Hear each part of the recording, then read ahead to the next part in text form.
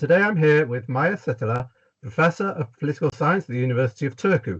She's an expert on deliberative democracy, democratic innovations and the governance of the future. Professor Setälä is going to explore with us how inclusive deliberation can help democracies account for the interests of future generations in the face of long-term issues like climate change. Maija, thank you so much for joining us today. Thanks a lot for the invite. I look forward to our discussion. So, as always here on the show, we always start with the same question, and that question is, in one sentence, what do you see as the biggest single problem with democracy?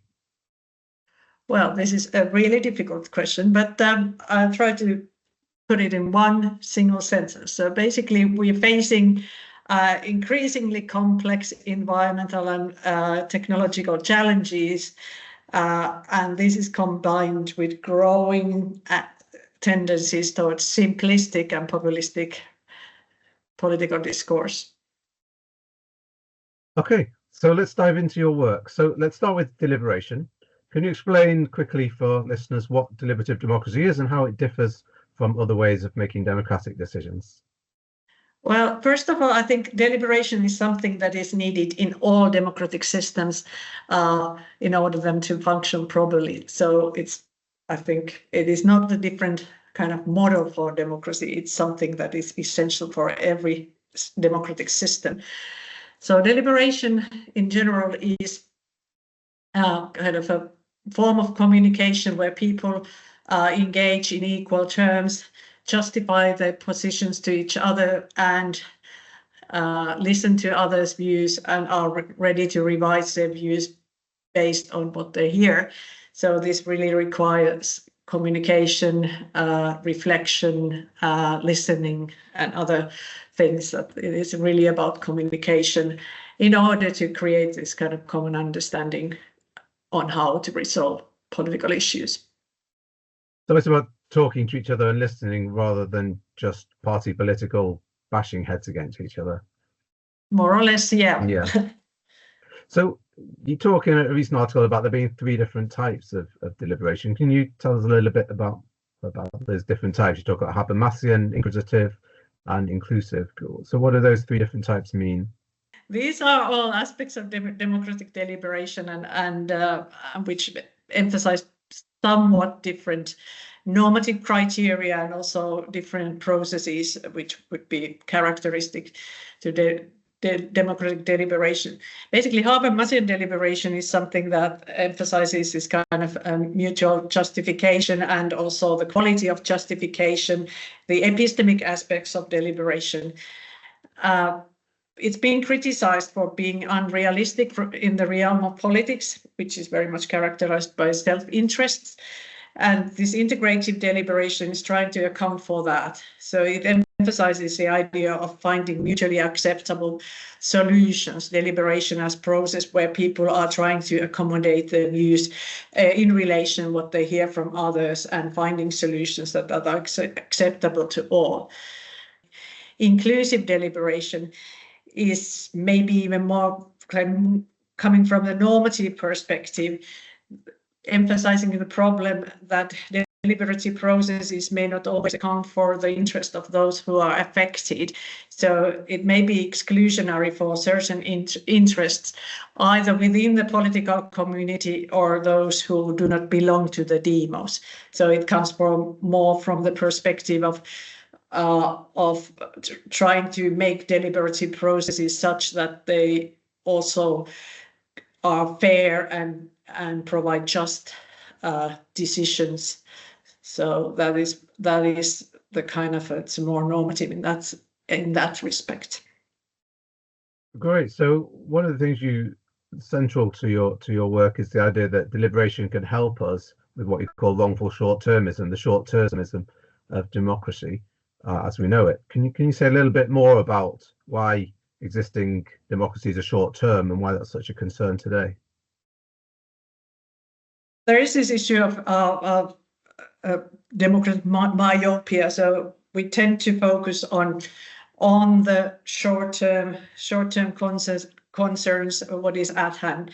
Of course, this is not just characteristic of democratic systems, but there are certain tendencies in representative democracies in particular, which may make this problem more acute here, because politicians are interested in pleasing their voters, and voters may reward politicians who are addressing these type of long-term, short-term concerns. I mean, I think that's a kind of a issue here, and sometimes these decisions may lead to this kind of wrongful short-termism, which means that these decisions really cause harm to people coming after us. Okay, so we can use deliberation to address wrongful short-termism, and that, you say, can help us better account for the interests of future generations and deal with issues like climate change. Can you explain why deliberation has the power to do this? So deliberation in general is more inclusive than many practices in our current representative system. So it really creates a space for people to reflect on policy consequences from a variety of perspectives, and also think about them in ways what is fair, what is just from the perspective of affected people.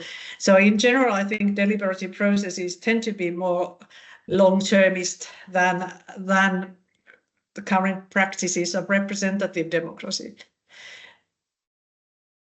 Have you got some examples where deliberation has been used to successfully shift priorities? Well, there are a lot of examples. For example, the climate assemblies. Well, most of them have produced quite progressive proposals for climate policies that are rather ambitious in terms of emission cuts. So I think that's one area where definitely we can see how deliberation can enhance this kind of long-term thinking among those who participate in them.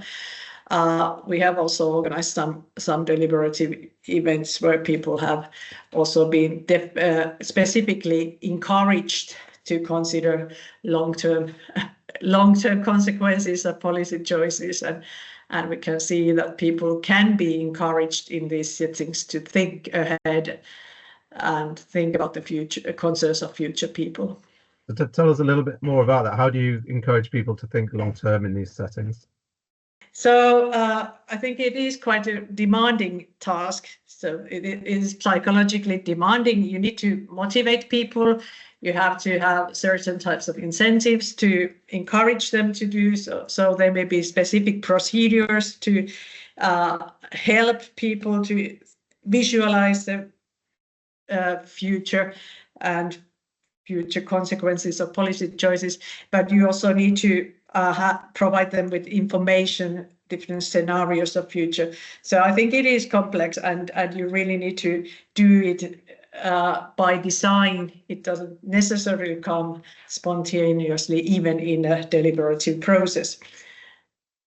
So aside from the climate change example, are there other cases where we can use deliberation to help people think long term? Have you come across any good examples of this in your work? Well, yeah, there are a lot of examples of how to of policy areas where this kind of long-term policy making is required.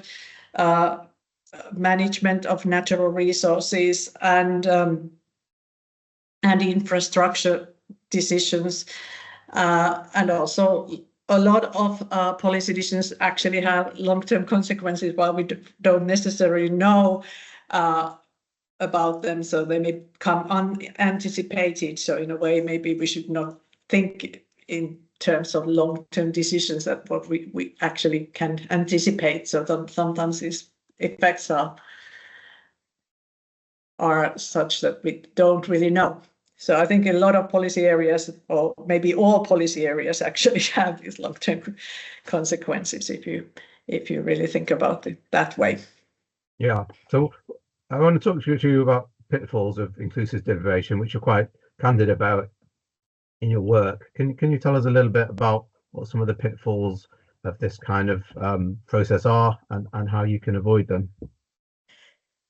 Yeah, it is really demanding. So that is the main pitfall. So it is not very easy to for any person to think in terms of future. So we have this kind of psychological tendency to prioritize what is close to us or in our near future and near environment. So it may require some specific measures to help people to imagine and visualize the future. So that's a kind of main obstacle, and especially in the political environment where people's self-interests are kind of driving them in participation, it is very hard to combine that by that sort of deliberative processes.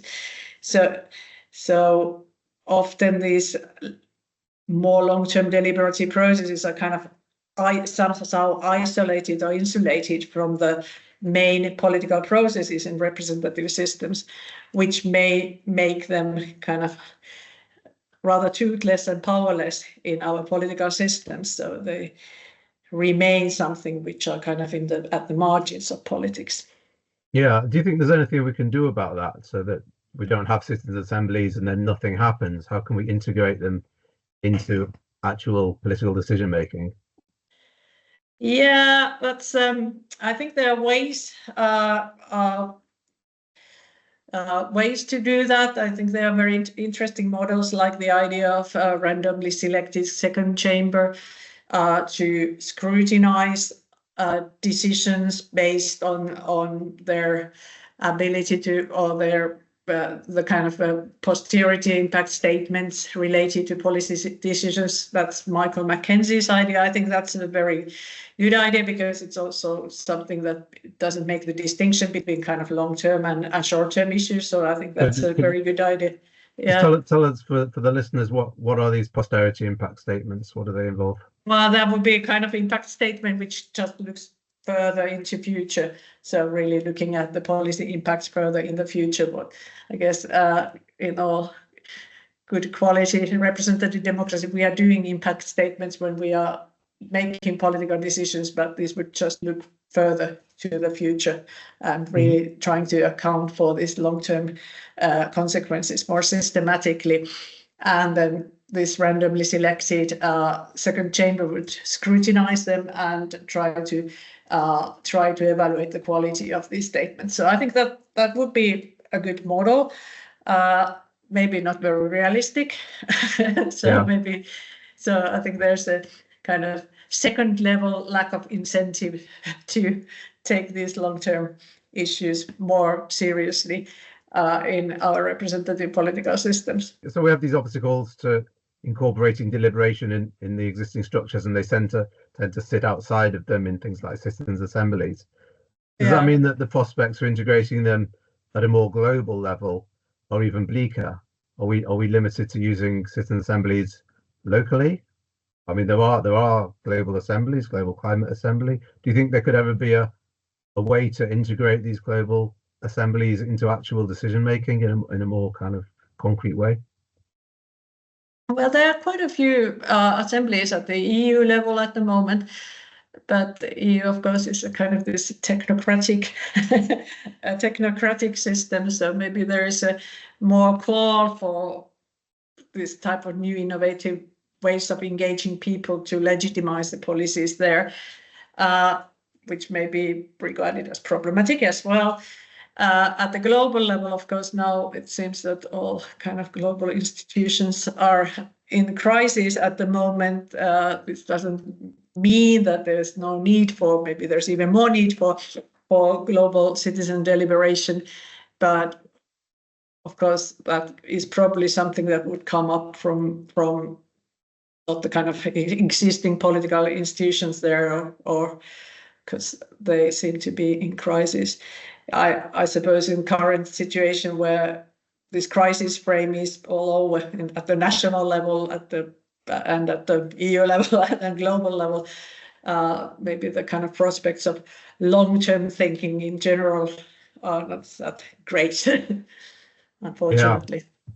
Is there anything individual listeners thinking, okay, well, so this sounds promising, but what can we do individually to promote deliberative democracy? Is this something that just will happen or won't happen? Is there anything that people can do themselves to kind of make it more likely that these kind of models will be accepted and taken on? Yeah, of course, we are kind of locked into our current representative institutions to some extent, and it is, of course, very difficult to change them, and especially for individuals or ordinary citizens. And of course, deliberative institutions especially are often require quite a lot of design. They are often top down and so forth. So there probably is not something that an ordinary person can really do so much to promote them.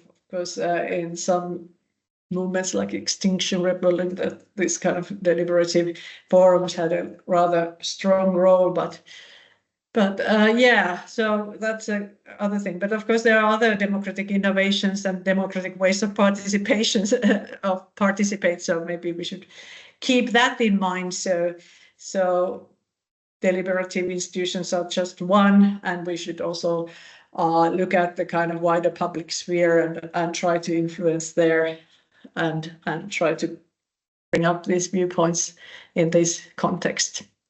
By which you mean writing blogs, being involved in campaign groups, petitions, yeah, that kind of thing. Things like that. Yeah, definitely. Yeah. So as long as we have these freedoms in our liberal democracies, we should enjoy them and make use of them. While they last. Yeah, exactly.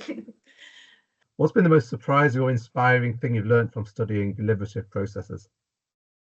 Well, for some time I've been a little bit skeptical about the capacity of these deliberative processes to make any change in any real political context. But there have been now recently some events which have kind of reinvigorated my belief in these mechanisms. For example, the pilot study we conducted a few years ago in a municipality in Finland, where we organized a citizens' jury in conjunction with the local referendum. And then we sent the statement by the mini public or the citizens' jury to all voters in that municipality. And we could see that how people actually learned from the statement, how they became more reflexive of the different viewpoints related to the decision. So I think that was kind of revived my belief that this actually can have an impact. And also some other policy processes where we've been involved and noticed how policymakers have actually been really open to the proposals and being willing to engage with these processes. So thank you, Professor Setälä. So we always like to have a round of quick-fire questions before we finish. So if you could try and answer these in one sentence or less. So what inspired you to work on deliberation in future generations? Well, I think these are a bit different, come from a bit different perspectives. So I started with referendums and realized that there's something missing, that's deliberation. And future generations maybe more recently starting to think about the policy consequences of current decisions. One misconception that people have about deliberation and democratic reform? I think the biggest misconception is that there is a kind of one institution or one solution to all the problems of democracy. I think we should look at kind of package remedies, and for example, mini publics are good for something, but then we would need other institutional changes as well, and other democratic innovations combined with deliberative mini publics. What's the most imaginative or unexpected proposal you've seen coming out of a deliberative forum? Yeah, well, I think we have had very many different types of unexpected proposals coming from the forums we have organized. They have not always been so radical, but they have also been quite innovative in the sense that they have kind of combined the kind of citizen perspective with a kind of broader problem they were supposed to resolve. So I can't really mention one, I'm sorry. Okay, great. So what's the biggest mistake you think governments make when they try to integrate deliberative bodies like citizens' assemblies in the work of making decisions? Well, maybe the biggest is not integrating them properly. And I think there are a lot of kind of rather superficial ways of integrating them. So I think it is so important that policymakers actually engage with these forums, and there needs to be some sort of communication loop between deliberative mini publics and those who make decisions. So I think that is a key for their impact. And lastly, if you could invite anyone from history to join a citizens forum on the future, who would you invite? Yeah, I was thinking this for a long time, but maybe a randomly selected historical person. A randomly selected historical person, or maybe a bunch of them rather, not just one. Good answer. So we always end with the same question. So at the beginning of the episode, we asked what you consider to be the biggest problem with democracy. So now if you had to pick one thing for democracy to do differently, what would it be and why? Yeah, I think we should be open for democratic innovations and all kinds of democratic innovations, and really try out how they could be combined with each other and with the current representative institutions. So I think that would be the important thing. Maija, thanks so much for joining us today and sharing your insights. You can find details of Professor Setälä's work in the description box below. If you've enjoyed the podcast, please do remember to like, subscribe, and follow us on social media. I've been your host, Keith. Thanks for tuning in.